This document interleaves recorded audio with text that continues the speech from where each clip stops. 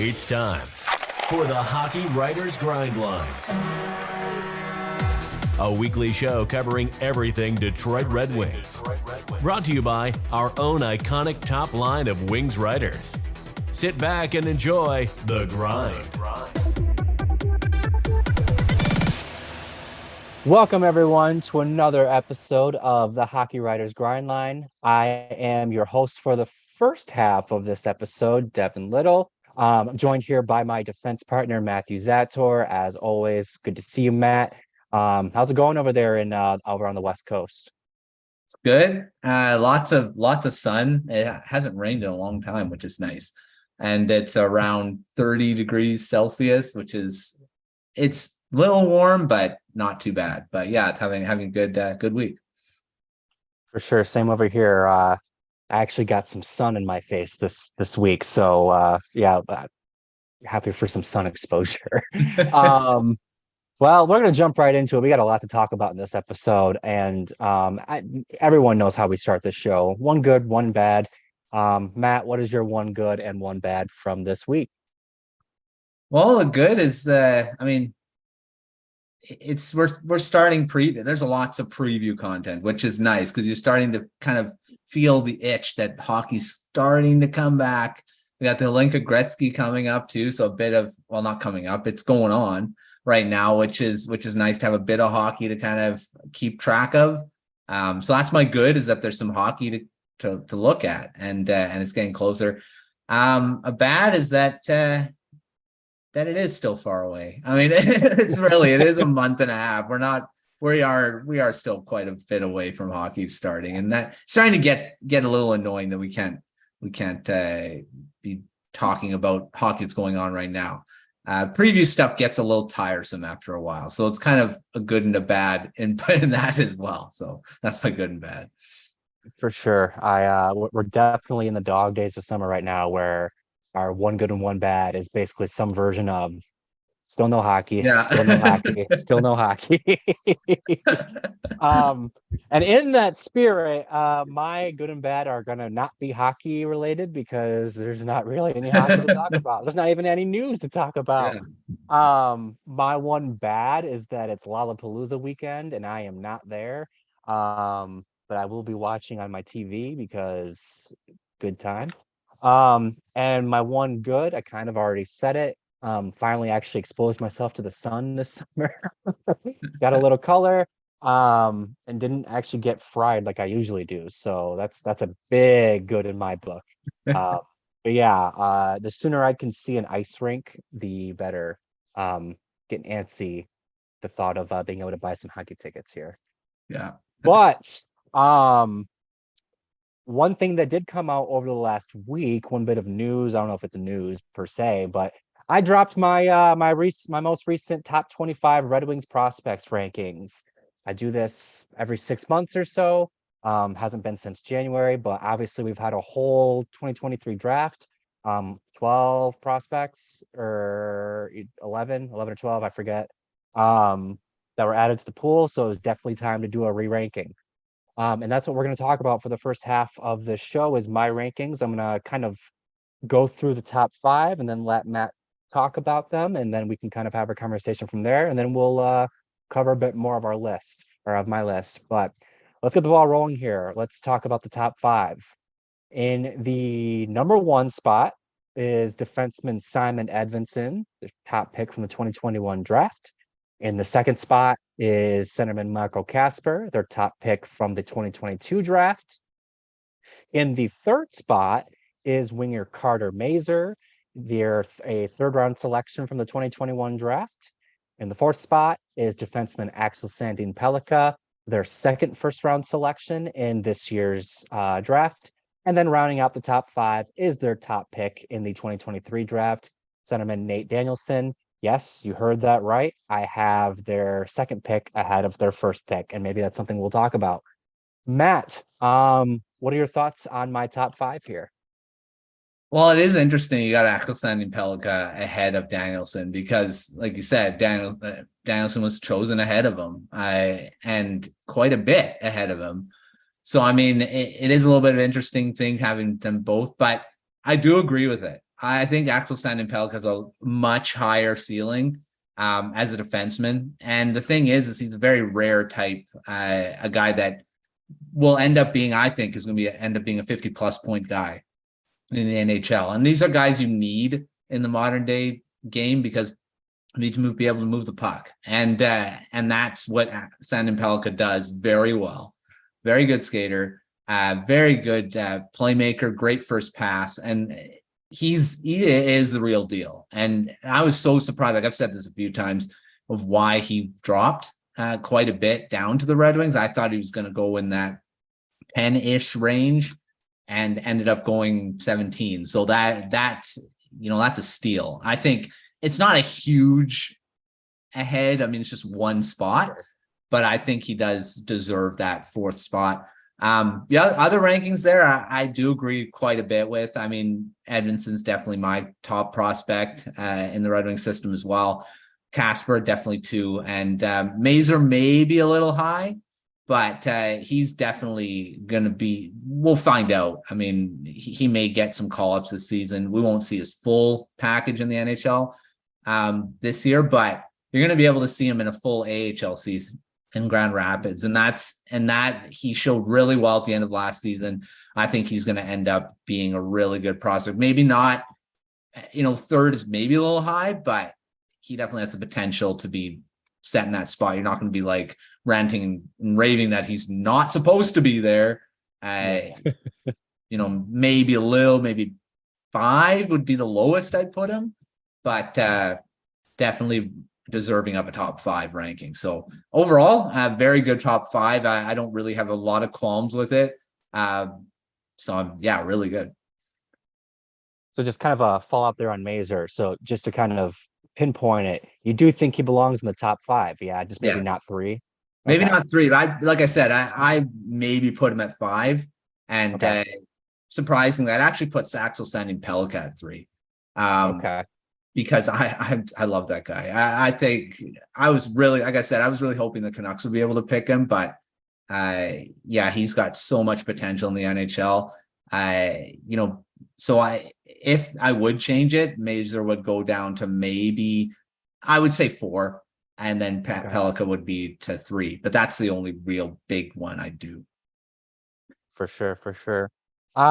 This actually kind of gives me the opportunity to talk about one thing I talked about in the intro of this article. The 2023 draft, the Red Wings 2023 draft class added a lot of nuance to their overall prospect pool. There's a lot of players that are similar types and even have similar potentials and whatnot. I think of Kasper and Danielson as being pretty similar in terms of what they provide and what they could be, and even like what their draft profile looked like, right? So there's little things like that where in previous rankings, I actually kind of thought it was pretty straightforward. There was obviously some players here and there that I knew I liked more than other people, and maybe some I didn't like as much. But this is like, you have to weigh a lot of different variables. This was the reason why I have Mazur at 3 instead of a guy like Pellikka or Danielson is I feel confident about Mazur's floor being pretty high. And the reason why is because obviously both his years at Denver, he did really well, just short of point per game player this past season. And then he went to the AHL and he was a point per game player. He fit right in, right? And then he goes to the World Championships and he gets 4 points out of 10 games. Not a point per game player by any means, but he is a noticeable player and he's a factor, as a young player. Just based on this season alone, not even thinking about the previous season, I feel pretty good that he's going to be a player. It's just a matter of how good of one. Now, that being said, yeah, I do agree with you. Sandin-Pellikka, if he hits his ceiling, we're going to have conversations about who's the better defenseman between Zator and Pellikka because, Pellikka projects to be a rare type of defenseman, like you said. So just based on pure potential, Pellikka probably should be ahead of Mazur. I'm not as convinced of his floor, right? Yeah. If he busts, then he's probably he's going to be a fringe NHL defenseman. That's scary, right? I just haven't seen enough to be like, yep, he's a guy for sure. Let's go. And Danielson, my big thing there is just I still feel like they left some upside on the board when they took him. Still like the player a lot. I know you've said this before, Matt. He does like he's going to be an NHL player. It's just kind of a matter of how good of one. Mhm. And for me, at least today, I think he tops out as a second line centerman. Valuable. Mhm. But the guys that ranked ahead of him, I think, project higher, or at least could be higher. Now, to kind of finish the thought here, a year ago, I thought Marco Casper was pretty much a middle six centerman. That's what you're going to get out of him. Here we are today, and I think he does have the potential to be a top line centerman if Mhm. things go right for him. And I would not be surprised if a year from now I'm saying the exact same thing about Nate Danielson. So give it time. Right now, I'm a little iffy on that pick, but there's a lot of runway for that for me to be proven wrong on that Mhm. one. All right, now let's cover the rest of the top 10, starting at 6, which is a guy that we all know I love a lot, defenseman Albert Johansson. At number 7, another defenseman, William Wallander. At number 8, bet you've been waiting to hear this name, goaltender Sebastian Costa, dropped him a little bit. At number 9, I've got Elmer Soderblom. And then at number 10, I've got winger Cross Hannes. Definitely a bit more, I would say a bit more room for debate here. Mhm. Not as much in the top 5, but 6 through 10, this is where things get maybe a little spicy. Matt, what do you think about 6 through 10? Yeah, I mean, Sebastian Costa being at 8, I mean, some people probably would place him a bit higher, depending on how, again, about a ceiling and a floor for him too. I mean, what is he going to be? His ceiling is an elite goaltender. His floor, maybe a fringe 3. I mean, Yeah. that's you don't know. I mean, I think that's the range for him. I mean, I think he is ending up going to be an NHL goaltender. It's just how good of one is he going to be?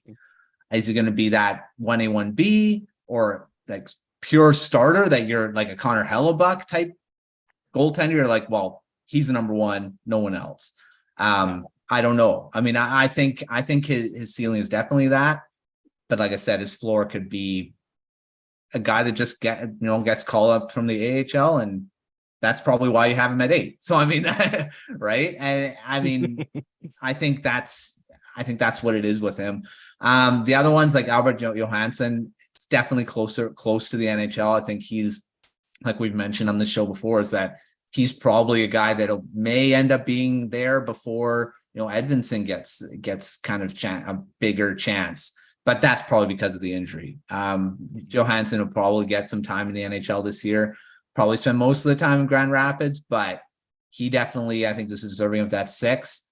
Soderblom it's funny because you didn't have him ranked in your last one, and he played in the NHL quite a bit at the beginning and looked really good. I think, and I said this, I think it was last episode, or no, it was the forward projections, that I think he should be on the 4th line coming out of training camp. And we'll see if that happens or not, but he definitely has shown he can play in the NHL. And I would actually put him higher on this list than 9. I would actually put him closer to that, maybe just past Johansson at 7. Wallander, again, these are really hard because these all guys are really deserving of being in the top 10. It's just maybe moving them around a bit for me. So, I mean, Cross Hannes is I really like him at 10. He did drop a little, but that's probably because so many other good guys got put in your rankings. Hannes, I think, is going to end up being a really good, I don't know if a top 6, but definitely a really good middle 6, top 9 type forward. Had a really good season last season. And yeah, so I mean, overall, the top 10, I mean, the rest of the top 10 is actually really good, but that's just shows the strength of the Red Wings prospect pool. You could put Lombardi in the top 10. I don't think anyone would be having problems with that. He is at 11, so it's not that much out. But overall, very strong top 10 for the Red Wings right now. Yeah, I would agree with that. And I do 100% agree with you that there are some people who are going to say that Soderblom is way too low on this ranking. And I would maybe even argue that I agree on some level. I do want to say real quickly, the reason why he wasn't ranked last time around is because I was so sure that he was gonna cross the rookie threshold. And by the time, like a week after I published that last ranking, so I was like, it doesn't make sense to include him if he's gonna graduate a week from today. And then he never did.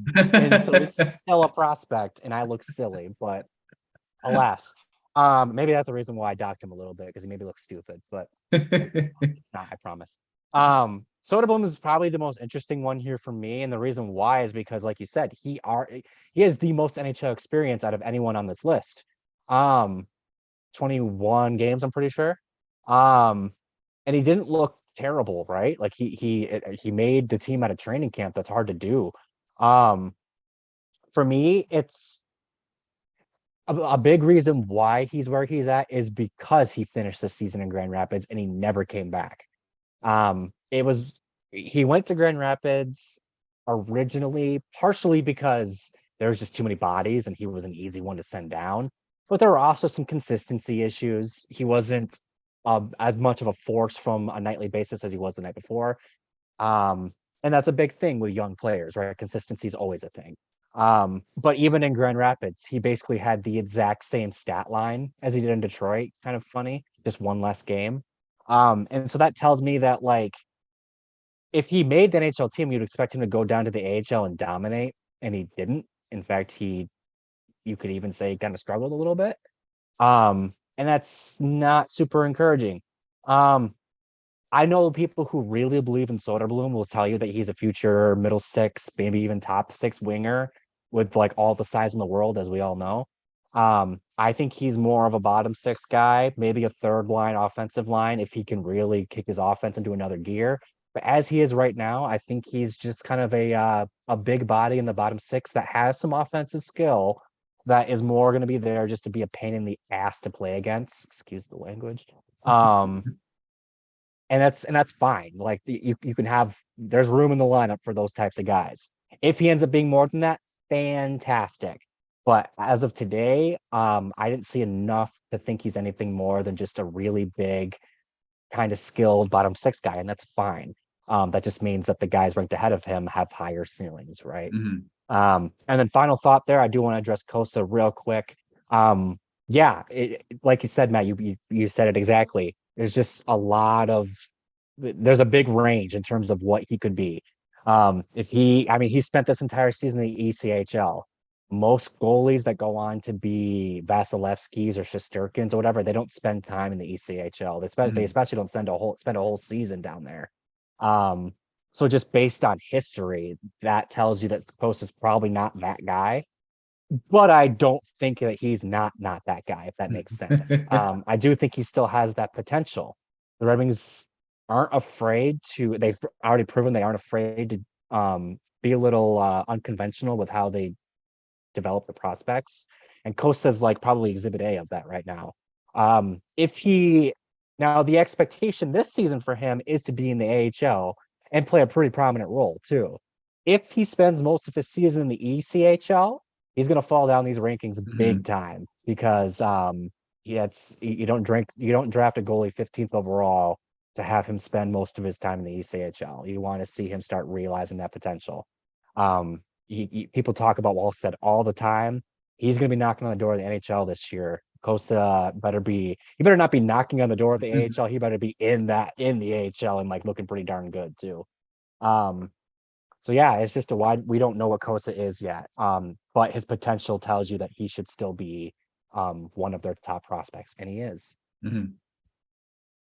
All right, we talked about the top 10. There's still 15 other players we can talk about. We're not going to talk about all 15. We don't have the time for that. You don't have the time for that. So what we do have time to talk about is maybe one or two players outside of the top 10 that are worth some discussion here. Matt, do you have a player or two that you want to highlight, maybe talk about out of the from 11 to 25? Well, you can probably guess two guys that I have talked about many times. I did a prospect spotlight on one, doing another one on the other guy. Red Savage and Emil Viro, both on these rankings, both. I don't know about Savage. I think Savage could be a little higher, but just because I just really like him. He's he is like I've said many times. I don't want to repeat too much because you're probably getting tired of it. He's going to end up being a guy that's going to be a Chris Draper type forward in your bottom six. He's going to be a guy that's going to be a key part of a Stanley Cup, key part in the playoffs. This is a guy you need on your team. 22nd on your rankings, went from down a bit from 17, but again, because of so many prospects that were added from this draft, there's quite a few in these rankings that are from this 2023 draft, and that just naturally pushes guys down. So I mean, I don't think it's a indictment on his skill. So I mean, 22 is fine. I would rather him higher, but I get it. I get why he's at 22, but I'm glad he's in the top 25. So that's I'm happy about that. Emil Viro, really happy that he's in where he is, 17th. Again, dropped from 12, but again, because of some amount of other guys were added, just kind of naturally drops down. Again, a very quiet guy. You can see the guys I like. These guys that just do their job, very good, high character, compliments the people around him, and that's what Viro does. He's going to be a Chris Tanev. He's going to be a guy like just compliments the offensive defenseman. And Viro, I wouldn't be surprised if he's paired up with a guy like Axel Sandin-Pellikka at some point. And just back there, where he knows that Sandin-Pellikka just knows he's back there, covering up any mistakes. He can just jump up, whatever. He'll be there. So I mean, those two for sure. I love that they're in these rankings. And another guy I really just quickly mention is Dylan James. I think he's got a lot of potential as well. And, 18th on the rankings here too. A really good season with University of North Dakota, 8 goals, 16 points. And that's pretty good in 36 games. So, I mean, I think he's going to end up being a very underrated guy. I don't know if we've really talked about him on the show too much, but I think you keep an eye out for him as well. So those three from this rest of this top 25 are going to be interesting to watch in the next few years. I'm glad that you talked about guys towards the bottom half of the list, because I was definitely going to focus on 2 guys just outside the top 10, basically. I'll start with the guy I ranked at 13. That's the new goalie on the block, Trey Augustine. Drafted 41st overall in the 2023 draft. I've already said this. I think he's the most interesting player they drafted because of the presence of Sebastian Cossa. But given that he is there, and given what we just said about Cossa too, with the wide range of what he could be, I really like that they went out and got one of the top goaltending prospects in this class. It kind of gives you an insurance policy. If Cossa realizes his potential, great. You've got Augustine there to be a backup, or you got him to be whatever. But if Cossa doesn't pan out, you've got Augustine, who's a very legitimate prospect who could develop into a nice little starter in the NHL. I like him at 13. Like I said, I think he was one of the top goaltending prospects in this class. You could even argue he was the top goaltending prospect. So it was nice for them to get him still kind of early in the second round, but not like within the first couple of picks. It was 41st overall. That's kind of surprising he was there on some level. He wasn't even the first goalie off the board either. But he's also going to be playing at Michigan State, about an hour away from Detroit. So they'll be able to keep a nice little eye on him, and he'll be playing with Red Savage too. So yeah, he'll build some camaraderie with him.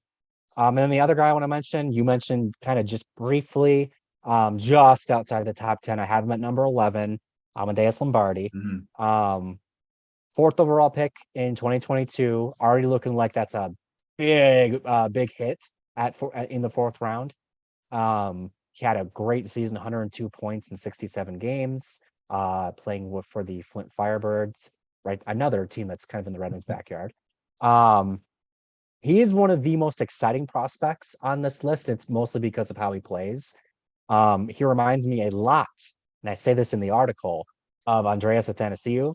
All speed, all skill, makes things happen using both simultaneously. Um, I think Lombardi's compete level is higher than Athanasiou's, at least at his age. But I think that, when Lombardi reaches the NHL level, if he reaches the NHL level, his game is going to look a lot like Athanasiou's. Hmm. He's not going to be a top line center, top line winger, maybe not even a second line one, but he'll be in that middle six. Creating using his speed, able to play with skill, able to put up some pretty good numbers too. People probably have some bad memories of Athanasiou. He's kind of a bygone piece of the rebuild by now. But he had a 30-goal season with the Red Wings, I believe, in 2018-19. Um, and that's 30-goal seasons, as we all know at this point, are hard to come by, especially for the Red Wings in recent memory. So the fact that he did that, there's some skill there. I can see Lombardi doing that. I can see him having a really good season. I can see him scoring 30 goals in the NHL level, just depending on who he plays with and how he matures as a player. He's gonna be, or he's projected to play in the AHL this season with the Griffins. He did play, I believe, one game with Grand Rapids at the end of the season. Um, his season in Grand Rapids is going to tell me a lot about what he is going to be. If he carries over what he did in the OHL to the AHL, ooh, I might be underselling him by comparing him to Athanasiou. I think he might be something real good.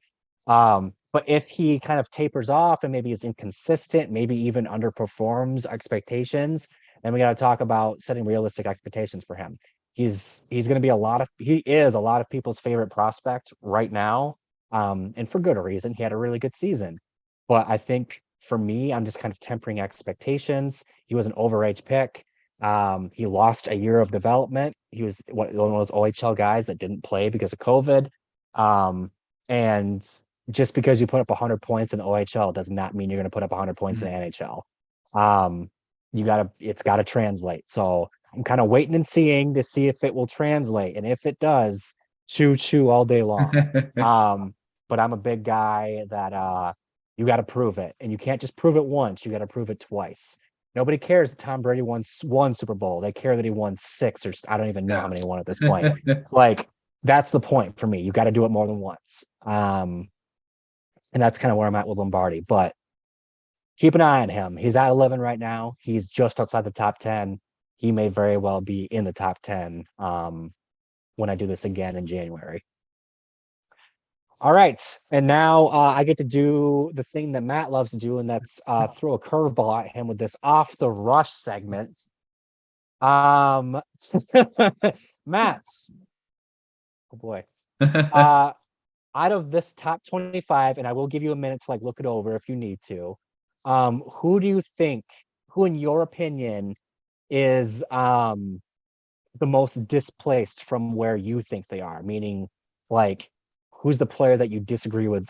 What ranking do you disagree with the most, basically? Um, And that could be they should be higher than where I have them, or they should be lower than where I have them. One that really I don't know. I think the biggest one is actually is Niederbach. Being at 21, I think he's got a lot more. I think he could be ahead of some other guys. I think he could be ahead of maybe Dylan James, maybe even Emil Viro. I mean, I love Emil Viro, but I think Niederbach has a bit more potential.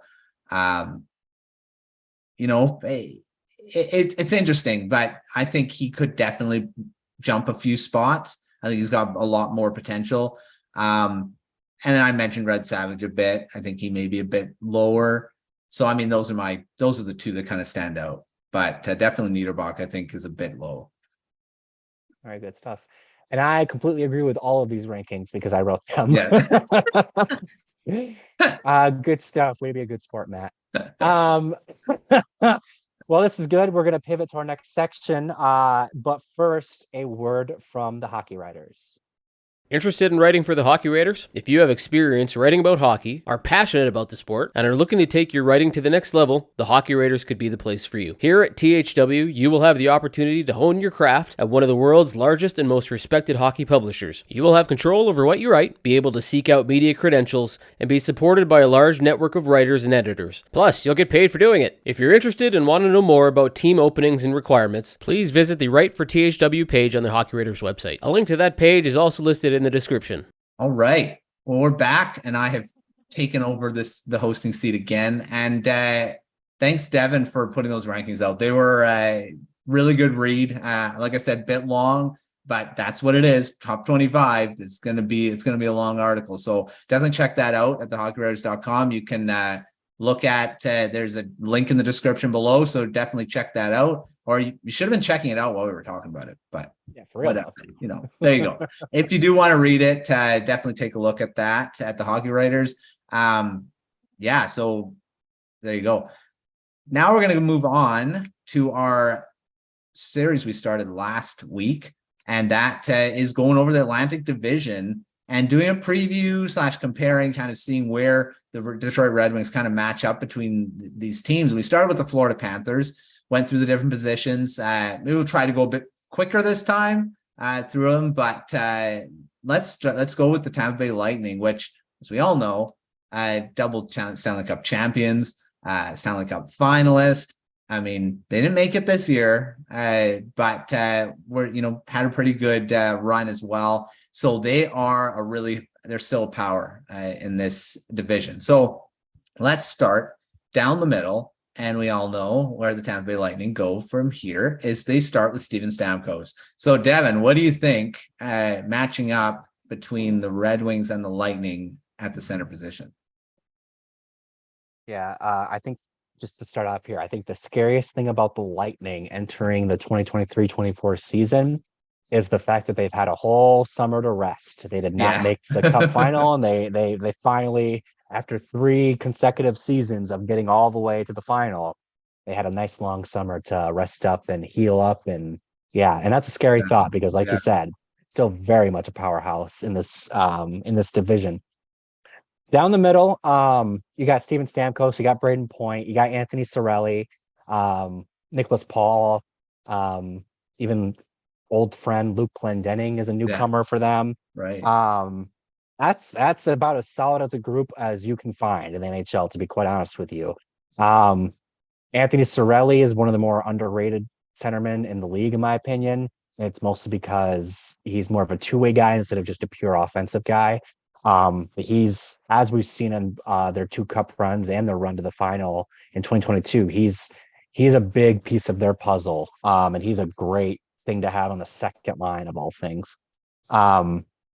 And then you got Braden Point and Steven Stamkos, who can both play top center and can both go to the wing. And that's a scary proposition too. Compared to the Red Wings, quite frankly, I think the Lightning kind of blow them out of the water down the middle. And like we'll start at the top, right? Braden Point or Steven Stamkos compared to Dylan Larkin. Again, just like we said with Barkov last year, we love Dylan Larkin. He's a great player, but he's not at that caliber. And it is what it is, right? Braden Point's getting paid 9.5. There's a reason why Dylan Larkin's not getting paid that. And then even down the list there, you got Anthony Cirelli, who's like their top defensive two-way centerman. You got Andrew Kopp and JT Compher. Both, again, solid players, can definitely play that role, but I don't know if I put them at Cirelli's level. And I can throw this out there too, kind of like I did last week with Florida. Maybe Marco Kasper in the future is a Cirelli type, but that's the future, not this season. And then even down at the bottom, you got Luke Glendening. We're going to compare him to Joe Veleno. I think the only thing that Veleno has on Glendening at this point is youth and the fact that Veleno can get better. Whereas Glendening, we know what he is, but what we know Glendening is a really solid 4th line centerman who wins draws pretty consistently, is right-handed, and can play a key role on the penalty kill, and can even like move around too, depending on where they need him. Whereas Veleno isn't necessarily as versatile. Down the middle, like I said, I think it's Tampa Bay and it's not close. I agree with that. I think they just have so much firepower in that top, for sure, the top nine. I mean, those four centers, like Stamkos and Point, again, played both positions, and they're elite. I mean, they're elite at those positions. They're not just good players. They are top, I'd say top 10 players, and maybe even top 5. If you're looking at it, both 100-point type guys. Point had a heck of a season last year. So, I mean, they're, top of the list for sure. I agree. Right. Wingers may be a little different this year, though, because they did lose another guy, Alex Killorn, signed with the Anaheim Ducks, lost Palat last season. So there's 2 wingers that you're missing. I believe Killorn could play center as well. So, I mean, you're missing quite a bit of versatility now with Killorn gone. One of their foot soldiers, if you want to say, in these last few playoff runs. Not a guy you'd be like, he's not a Stamkos, he's not a Point, but he just does his job, scores goals, and he very quietly scores goals. So, I mean, that's a big loss for them. What do you think about the Wings compared to the Wings? Nice. This is where you really see the effects, at least in my opinion, of the Lightning's success, because they've lost a lot of people. And it's mostly been on the wings. Yeah. Like you said, there's no Palat there. There's no Killorn. They've been gone for a minute now, but there's no Gaudreau. There's no Coleman. All those guys that really powered them to their first Stanley Cup. They're just not there anymore. And this is where I think things maybe even out a little bit for Detroit. I think I like the Red Wings' depth on the wings more than I like Tampa Bay's. Now, that's not to say that Tampa Bay doesn't still have some really good wingers. They have Nikita Kucherov. I don't know if you've heard of him, but he's one of the best players in the league. The Red Wings don't have anything like Kucherov. They just don't. Maybe Lucas Raymond one day can get to that level, but that's a hope and a prayer. Whereas Kucherov, it's reality. Yeah. But once you get down the list past Kucherov, things start to even out a bit more. They do have guys like Brandon Hagel, who's a underrated player. Tanner Jeannot, who they paid an arm, a leg, and their firstborn for. It wasn't just the arm and a leg. So they gotta hope he looks real good for them this year, but yeah, in the past he's been pretty good. Connor Sherry was a nice little pickup for them too. Nice guy who's been good depth in or been a good player in Pittsburgh in the past, and Washington. But you go down the list for Detroit. You got Lucas Raymond. You just added Alex DeBrincat. DeBrincat's probably their closest thing to Kucherov, but I would still go Kucherov over DeBrincat. You've got David Perron. You've got Comfer and Kopp can both move over the wings. I don't need to go down the list every single winger the Red Wings have, but I in general I like the Red Wings depth more so than I like Tampa Bay's. Even we talked about this in the past. A guy like Jonathan Berggren could be on the 4th line, and I don't think anybody that the Lightning will have on the 4th line has the upside that a player like Berggren has. So on the wings, the top end, Kucherov. Definitely Tampa Bay, but then as you get down the lineup, it's Detroit, and I do think it's pretty safely Detroit too. For sure. When you look at their guys like Logan Brown, Josh Archibald, good players, but if you have Jonathan Berggren down there, definitely way more skill than those 2 guys, and you're gonna get some goals down there. Not so sure about those guys. They may score 1 or 5 goals in the season, but not so much more. Berggren can score 15, 15, 20, I think, maybe even in the bottom 6. So we'll see. I really like Isamont though. In Tampa, I think he's an underrated guy, but again, comparatively, I think the Red Wings has a bit of the upper hand. We'll see how it kind of shakes down in the regular season, but I do agree with that too. I think the Red Wings have a bit more depth. High-end players, maybe Tampa Bay has the edge, but for, if Kucherov gets hurt. Yes. They don't have much guys that can kind of step into that. And that's never happened before, right? No, he didn't just miss a season not that long ago. Yeah. All right, moving to the defense, and here this is another one that could probably be one-sided, but let's look at it. Victor Hedman leading the way, Tampa Bay still. Eric Cernak, Mikhail Sergachev, three of probably the top defensemen in the league. I think any team would love to have those three in their top four. Nick Perbeck's very underrated defenseman this past season. They have him back. Maybe the bottom pairing is a little where the question marks kind of come in for the Lightning. But what do you think about the group that the Lightning have compared to the Red Wings? Yeah, I think just to kind of envelope this thing, the Red Wings defense is the Lightning's defense is what the Red Wings hope their defense will be in a few years. Yeah. And it's funny too, because they have Victor Hedman, and that's who Simon Edvinsson was compared to a lot in his draft season. So the sooner Edvinsson becomes Victor Hedman, the better off they'll be, of course. But no, I think you kind of illustrated it perfectly there. I think, again, you look at the top end or the top of Tampa's defensive depth chart. And while the Red Wings, the top of their defensive depth chart isn't bad, you got Zator, you've got Wallman, Victor Hedman and Sergachev and Cernak are just kind of a step ahead. It's just kind of a matter of fact.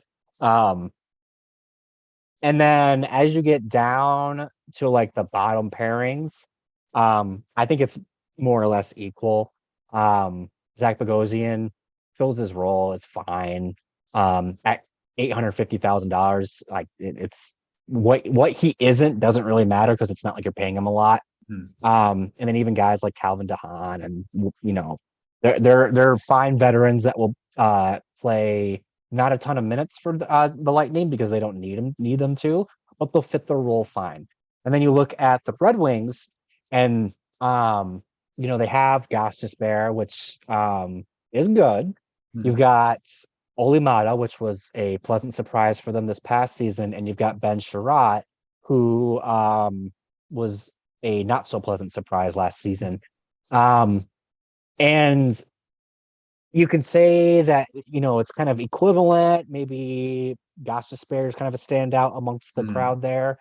But like, even when you look at like from like a roster construction standpoint, the Red Wings depth defensemen are getting paid a lot more than Tampa's depth defensemen are, and they're going to yield pretty much the exact same results, more or less.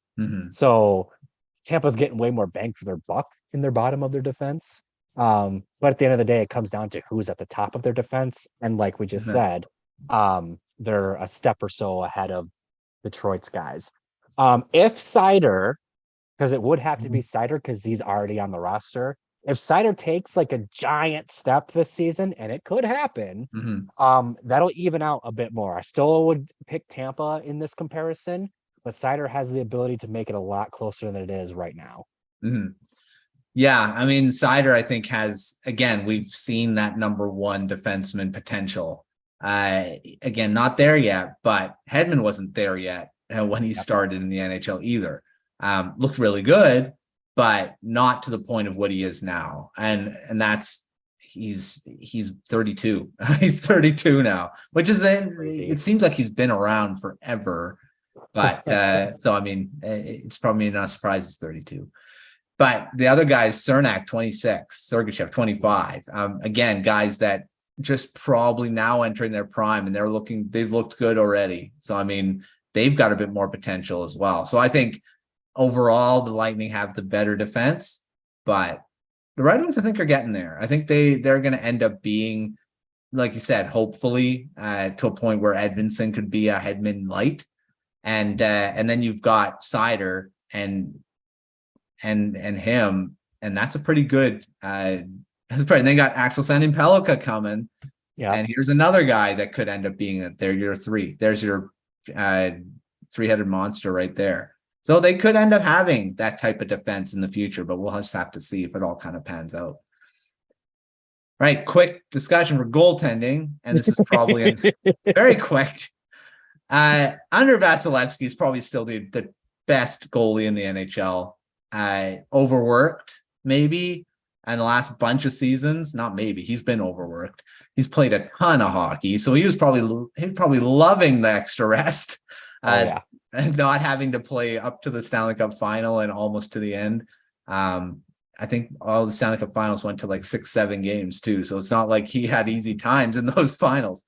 What do you think about the goaltending? Is it hands down the Lightning with Vasilevsky? I think the backup maybe where the question marks kind of come. I mean, Vasilevsky's going to play a ton still, but Jonas Johansson, who's their backup going in according to their depth chart here, not a lot of NHL experience, so he probably won't play a ton. What do you think about the goaltending?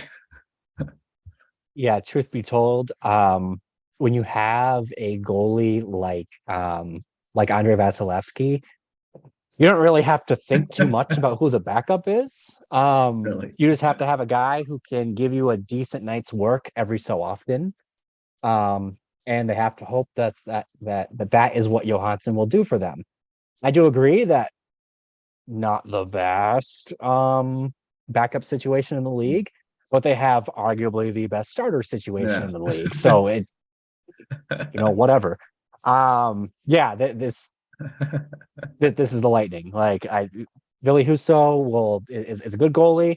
He's not Andrei Vasilevsky. There's really no, there's 2 or 3 other goalies in the league who can claim to be at Vasilevsky's level, and even then, you might argue that they're not at his level. So, this is a slam dunk for Tampa Bay. Yeah.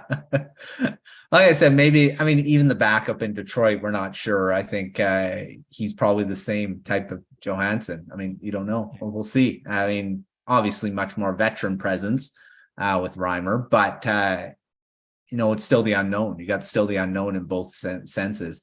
And but Vasilevsky, what you're going to get. Husso, we're not sure. Is the Red Wings going to get the Husso from the beginning of last season, which would be amazing. There's your Vasilevsky type of goalie if he plays that way all year.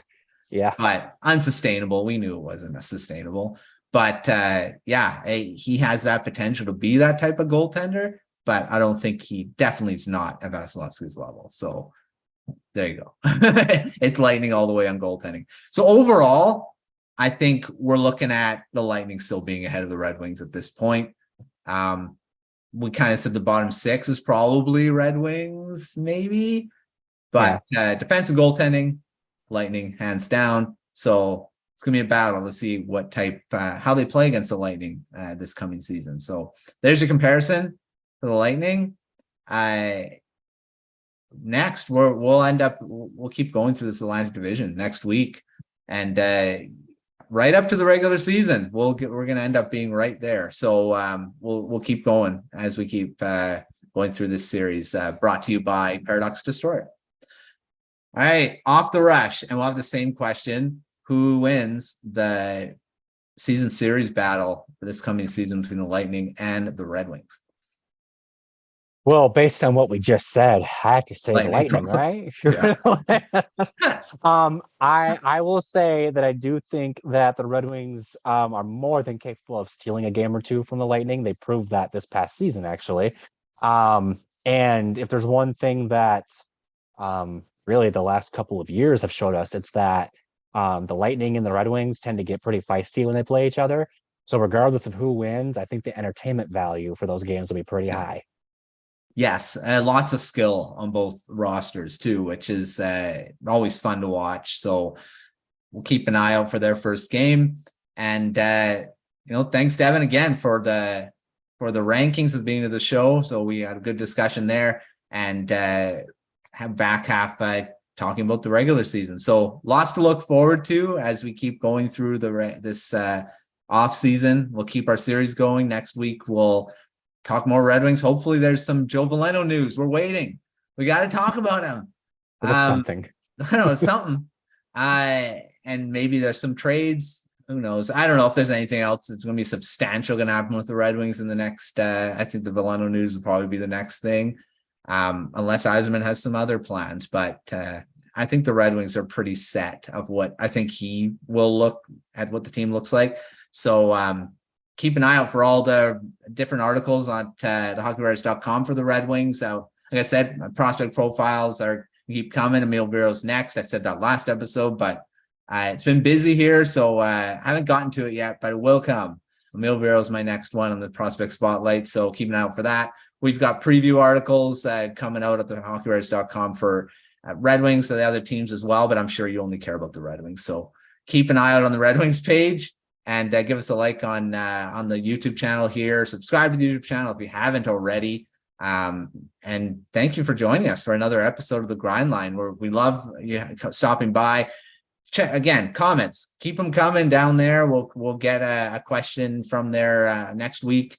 Thanks for tuning in, and we will see you next time on another episode of the Grind Line.